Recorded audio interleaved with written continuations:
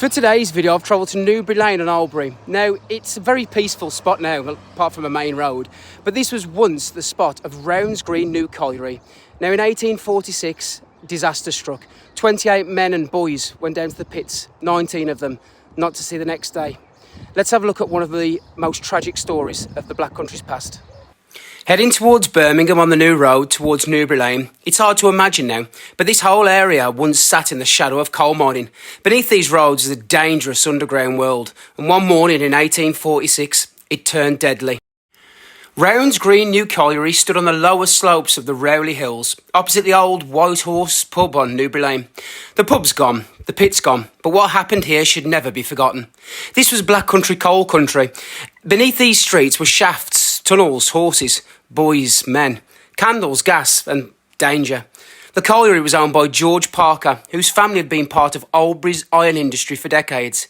The pit had 2 shafts for ventilation and was worked by candlelight, even though Davy lamps were available for testing the air.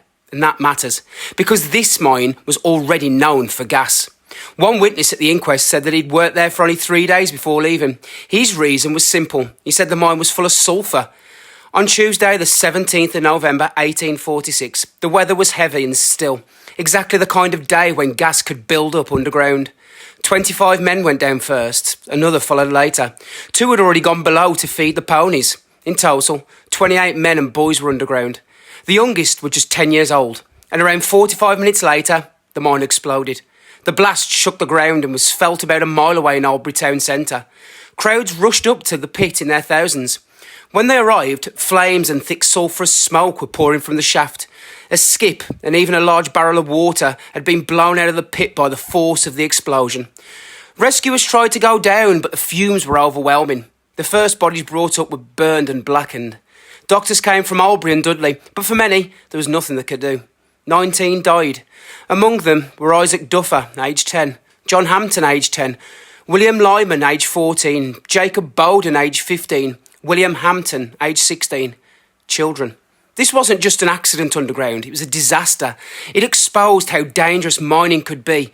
Poor ventilation, dangerous gases and lives treated as part of the cost of industry. A later report said that the ventilation was not efficient enough to be considered safe. So when we talk about Black Country being built on coal and iron, this is the part we have to remember too. It was built by people, by families, by children. And here in Oldbury, in 1846, 19 of them never came home.